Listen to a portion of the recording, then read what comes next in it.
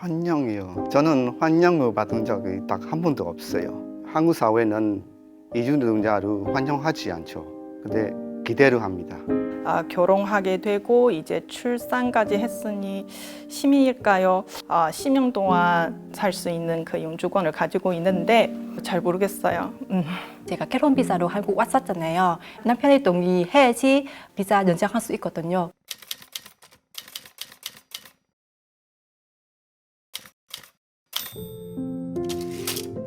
안녕하세요. 저는 미얀마에서 왔고 이름은 또뚜야입니다. 저는 1997년에 처음 한국에 왔습니다. 이제 25년이 되었습니다. 저는 현재 부산 외국인 주민지원센터에서 상담 일을 하고 황금빛살 미얀마 공동체 고문으로도 활동하고 있습니다. 안녕하세요. 저는 베트남에서 온 이하연이라고 합니다. 한국 온 지 14년째 되었고요. 결혼 비자로 한국 왔고 지금 이주민 터무니센터 링크에서 사무국장으로 맡고 있습니다. 저는 중국에서 온 양지라고 합니다. 지금까지 한국에 온 지 15년 정도 됐습니다.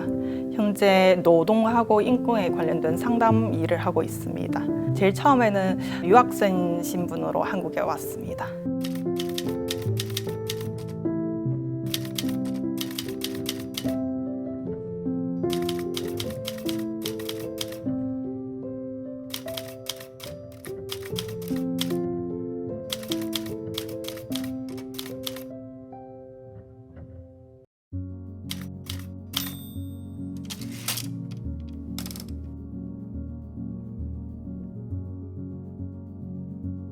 처음에는 저는 돈 벌러 왔습니다. 그때 미얀마에서 제가 대학교 2학년까지 다니고 경제적으로 가족이 너무 힘들어서 한국에 왔습니다. 저는 20년 넘게 한국에 살았지만 시민으로 생각한 적이 한 번도 없습니다. 저희는 한국에 언제까지 계속 살 수 있을지도 모르고 계속 비자를 연장하고 있어야 하는 겁니다.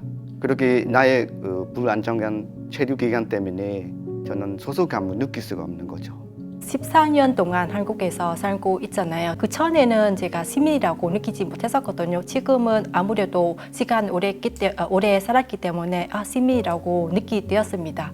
아직 잘 모르겠습니다. 저는 공부하러 왔고 그 후에 취직하게 되었고 결혼하게 되고 이제 출산까지 했으니 시민일까요?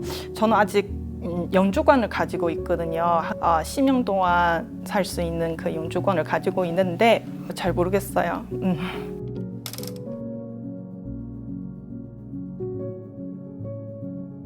사실 제가 소개한 대로 제가 결혼 비자로 한국 왔었잖아요. 처음에 비자 관련해서 제가 1년 비자 단기 비자 연장해도 남편이 동의해야지 비자 연장할 수 있거든요. 그때는 짧은 기간에서 한국 살 수 있다는 것을 느끼면서 그래서 제가 아직도 외국 사람이라고 생각하고 시민 아니라 생각했었습니다. 내가 여기서 장기적으로 거주할 수 있고 내가 한국 구성원이 되어야지 이 사회에서 좀 유익한 사람 되어야지 내가 이 구성원 될 수 있다고 하고 누군가가 인정해 줘야지 내가 이제 한국 사회에서 나도 외국 사람 아니라 한국 사람처럼 이렇게 살 수 있다는 것은 그래야지 시민이라고 생각할 수 있습니다. 외국 사람한테는 그렇습니다. 왜냐하면 1년이라든지 단기 비자가 너무 짧잖아요. 그래서 내가 정말 쭉 한국에서 살 수 있는 건지 그에 대해서 장담할 수 없잖아요. 그래서 늘 불안했었습니다.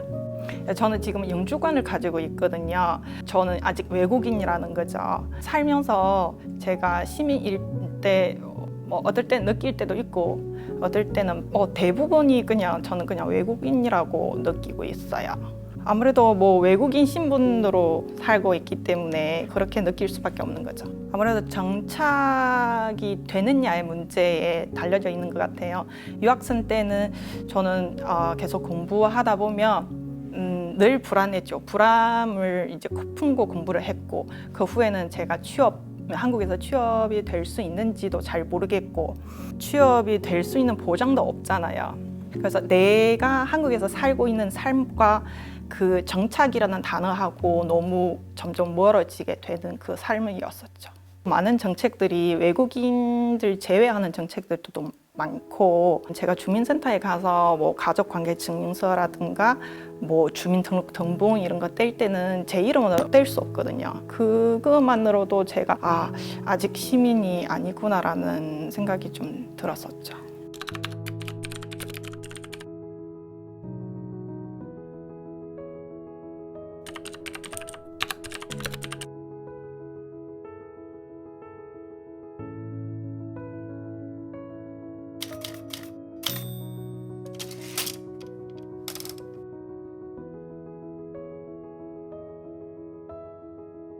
그렇죠. 소속감은 저희는 너무 갖고 싶죠. 갖고 싶은데 갖지 못하는 거죠. 이주노동자 같은 경우는 3년, 그것도 사업주가 허락을 해야만 1년 10개월 더 있을 수 있고요. 그래서 한국 사회에 관심을 가지기보다는 그 한국에 있는 동안 최대한 돈을 벌려고만 이렇게 생각하고 있기 때문에 소속감은 느낄 수가 없는 거죠. 제도적이고 그리고 한국 사회에서 저희를 시민으로 이렇게 받아주지 않기 때문에 그런 이유입니다.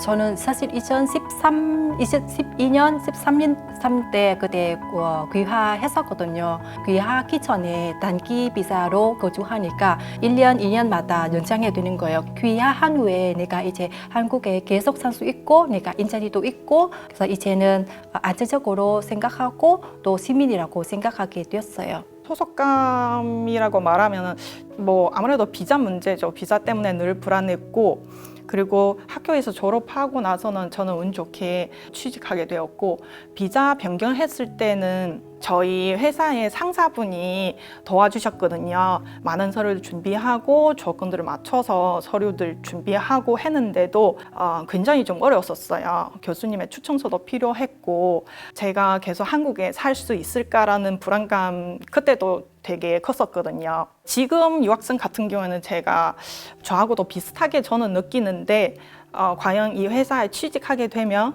취업 비자 받을 수 있는지 그렇게 뭐 복잡한 서류들을 하고 이제 높은 비자 변경 조건에 충족하기 위해서 그 회사들이 그렇게 많은 노력을 할까?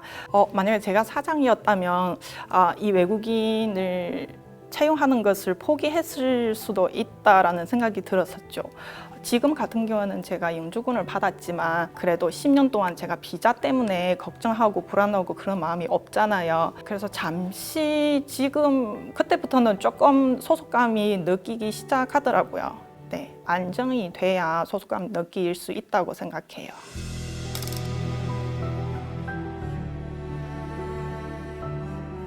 환영이요. 저는 환영을 받은 적이 딱 한 번도 없어요. 한국 사회는 이주 노동자를 환영하지 않죠. 근데 기대를 합니다. 얼마나 적게 받고 일할 줄까? 그리고 그 기대에 못 맞추면 그냥 가라고 하죠. 저희는 공항에 도착했을 때부터 환영 못 받는 느낌은 이렇게 알게 되는 거죠.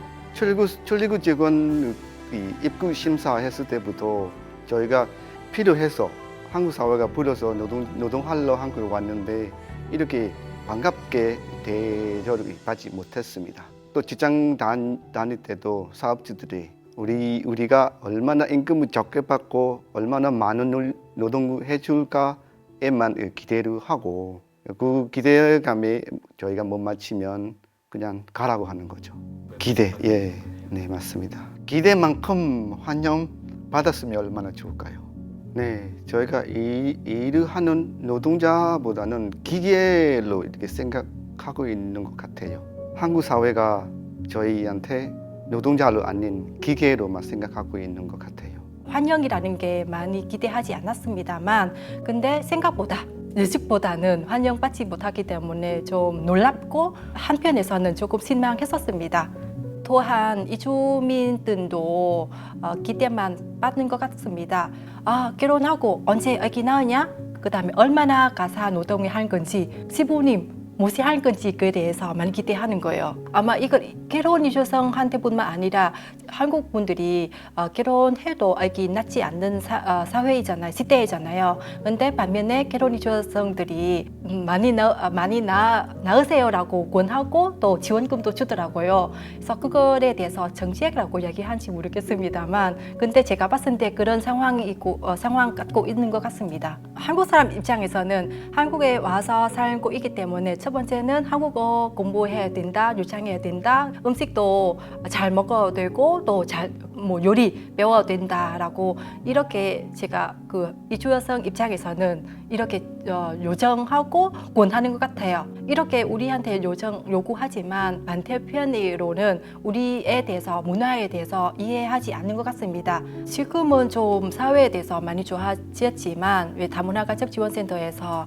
서로 부부 갈등에 대해서 좀 그리고 시부님하고 며느리에 대해서 프로그램 좀 만들고 있거든요. 그 전에 비한 때는 좀 좋아졌지만 근데 아직도 니들이 지금 한국에 시집 왔으니까 이제 한국 문화에 따라야 된다 생각 갖고 있는 대부분이거든요. 서로 이해하고 서로 알아봤으면 그럼 한 가정에서 건강해야지 한국 사회에서 건강하지 않는가 생각 들어요. 처음에 한국에 왔을 때는 그냥 사실은 한국 대학교들은 뭐 인원 모집하고 뭐 등록금 내고에 대해서 굉장히 집중되어 있어가지고 이 외국인 학생들이 한국의 학교에서 어떤 생활을 하고 있는지 앞으로 어떤 방향으로 갈 건지에 대해서 전혀 관심 없는 것 같아요.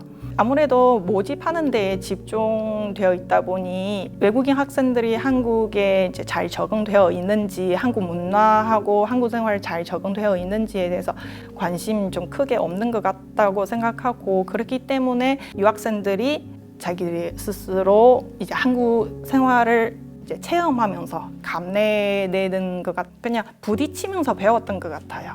이 사람 나를 환영하고 이 사람 나를 싫어하고 저를 되게 안쓰럽게 생각하는 사람도 있고 그리고 이유 없이 욕하시는 분들도 되게 많았었고 그랬었습니다.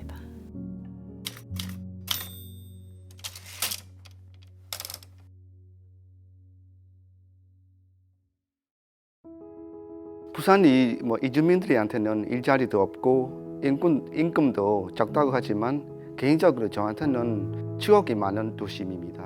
저는 처음에 한국에 돈 벌러 왔고 계속 돈만 벌고 일하고 근데 부산에 내려와서 이주민과 함께 인권단체들이 알게도 했고 지금까지 이주 노동자들을 위해 상담하는 일까지 할 수 있게 저한테는 인권 도시라고 이렇게 표현하고 싶습니다. 저는 처음에 경기도 수원에 왔습니다. 그리고 2005년에 부산에 내려왔어요. 부산에 산지 지금 생각하면 17년이 되었죠. 저보다 오래 산 사람은 조금 더 적을 것 같습니다. 부산은 인기가 별로 없어요. 일자리도 없고 또 임금도 적어요. 부산 유명한 장소라면 바다죠. 네, 해운대, 해수욕장, 광안리 다 잘 압니다. 저는 한국 오고 추 부산에서 살았거든요. 지금 14년째예요. 부산 너무 사랑해요. 제가 추 부산에서 살았기 때문에 그래서 제 첫 번째 고향은 베트남이고 두 번째 고향은 한국 부산이에요. 다른 이주민도 제가 이렇게 느껴요. 아시다시피 부산은 바다 도시잖아요. 관광지 갈 만한 곳들이 너무 많아요. 바다, 그다음에 유명한 곳들이 먹거리도 너무 많아요. 근데 그 외에 떠나서 현재 제가 이주민 토목센터에서 일하고 있는데 제가 봤을 때는 다른 도시에서 이주민 위해서 토목력 지원하는 센터에서 따로 없거든요. 그래서 부산 제가 보니까 부산의 이주민 위해서 공공의료 지원 사업에 대해서는 활발하게 운영하고 있고 그래서 많은 사람들이 다른 데에서 광주라든지 인천이라든지 그다음에 김해 그다음에 밀양 너무 다른 함안에서 그쪽에서 많이 부산에 와가지고 와서 하면 토목력 서비스를 받을 수 있기 때문에 이렇게 멀리에서 왔었고요. 너무 과장하게만 하지 않지만 토목력이라는 게 지원 서비스가 받을 수 있다. 다른 데 없기 때문에 링크에 대해서 이야기하면 토목력 지원하는 게 좀 이주민에게는 유명이라고 하니까 유명한 곳이라고 이야기할 수 있는 것 같습니다. 저 쭉 부산에서 살았었습니다. 네, 지금까지는 한 15년 정도 된 것 같아요. 부산에서 살면서 사실은 고향 같은 도시죠. 제일 처음에는 외국인에 관련된 지원 전혀 없었고 지금 이주민 센터도 생겼고 많은 이주민들한테 유학생까지 외국인들한테 많은 지원들을 해줄 수 있기 때문에 조금 더 많이 좋아진 것 같아요. 제가 초반에 왔었을 때는 그런 거 전혀 없었기 때문에 다문화 가족 지원센터밖에 없어서 거기서도 외국인 유학생하고 이주민들에 대해서 상담 같은 거는 전혀 하지 않기 때문에 조금 문제 생겼을 때는 굉장히 막막했었죠. 지금 제가 하고 있는 이제 인권하고 노동 상담 일을 하고 있잖아요.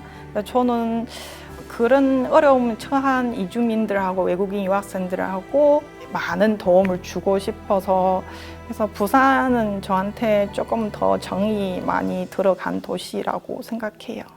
유학생도 마찬가지죠. 뭐 비유를 하자면 대학 진학한다는 게 8차선 고속도로에 달리다가 하이패스를 통과한다고 생각하시면 될 것 같아요. 1년짜리 1년씩 비자를 연장해 주는 거죠. 정작 졸업 후에 내가 취업이 될 수 있는지 잘 모르겠고, 그리고 취업하게 될 때는 게다가 거기서 비자라는 이제 과문이 통과를 해야 되고, 취업 비자 받는 게 엄청 어렵죠. 부산 시민 되는 길이 엄청 멀다고 저는 생각해요. 잠시 여기 와서 살다가 떠나는 사람이라고 생각할 것 같아요. 근데 한국 사회도 뭐 유학생들 모집해서 많은 시간들을 하고 투자를 해가지고 교육시켜서 졸업시켰잖아요. 그분들이 한국에서 남아서 취직해서 한국 사회에 공헌할 수 있는 방향으로 갈 수 있는 방법을 아니면 정책 같은 거 있으면 더 좋지 않을까요? 한국 사회에도.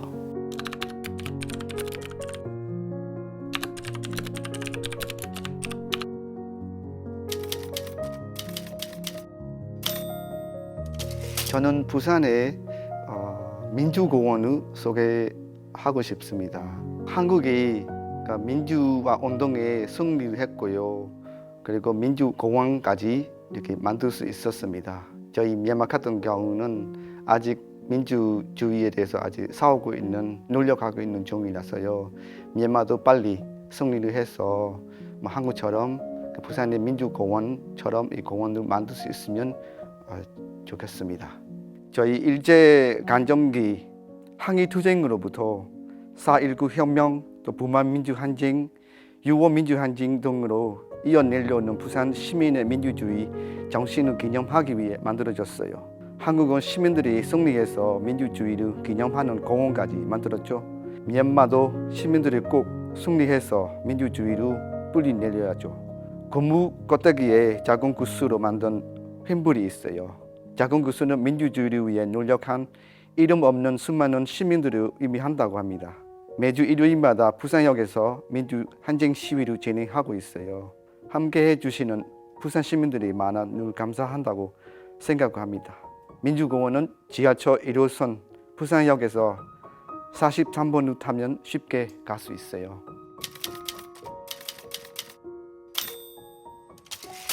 네, 제가 소개해드리고 싶은 것은 감천문화마을이에요. 왜냐하면 한국 민족끼리의 전쟁 때문에 베트남에서도 민족끼리 이렇게 싸웠거든요. 좀 아픈 경험이 있었습니다. 좀 비슷한 경험이 겪고 있기 때문에 그래서 이 마을은 소개해드리고 싶습니다.